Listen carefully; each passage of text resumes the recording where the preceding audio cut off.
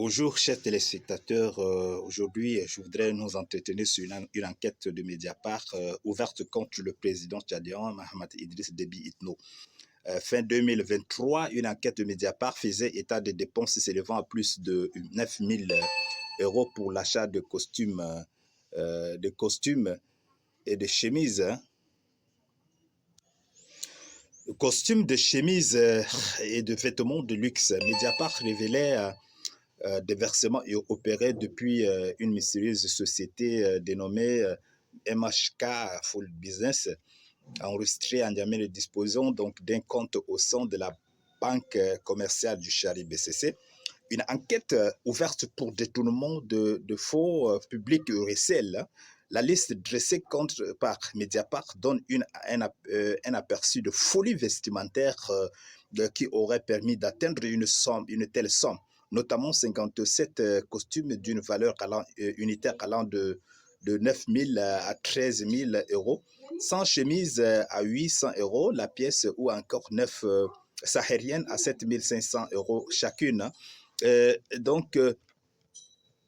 Une enquête pour détournement de fonds publics recel a été ouverte en France au mois de janvier, selon la presse française. Les investigations pourraient être élargies au patrimoine immobilier détenu par la famille Déby et son entourage en France. Dans sa récente biographie, le livre de Bédouin au président, Mohamed Idriss Déby était revenu sur cette affaire, expliquant avoir reçu des costumes de la main de Abakar Manani, ex-conseiller chargé des affaires présidentielles et ministre d'État, tombé aujourd'hui en disgrâce. Des costumes qu'il a portés 2 à 3 fois avant de les laisser au profit d'habits traditionnels qui ont sa préférence. Ce Mahamat Idriss Déby Itno, selon lui, qu'il s'agit donc d'un symbole de la manipulation politique. Dans le livre où le chef de l'État tchadien dénonce un tapage médiatique absurde.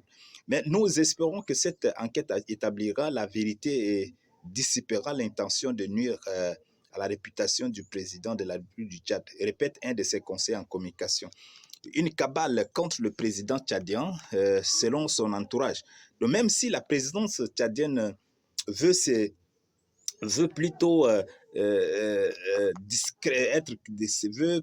discrète à ce stade et renvoie à la biographie du chef de l'État, la pilule passe mal dans son entourage immédiat, où l'on pointe une cabale contre Mohamed Idriss Déby Itno. Certains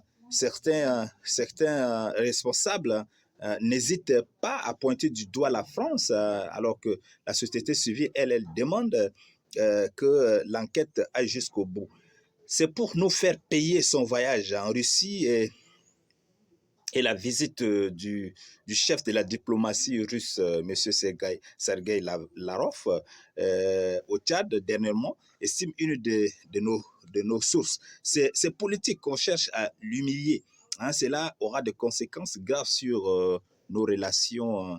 Nos relations. Donc, a renchéri un des responsables en se demandant si la justice n'a rien à foutre que de s'occuper des habits de notre président. Du côté de la société civile, le président Jacques Saham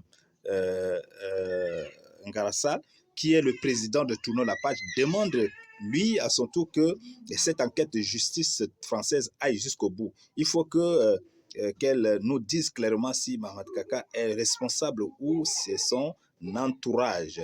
Voilà pourquoi la France s'ingère régulièrement dans les affaires africaines, à l'exemple du Tchad. Existe donc telle de coopération de poursuites judiciaires contre les présidents africains.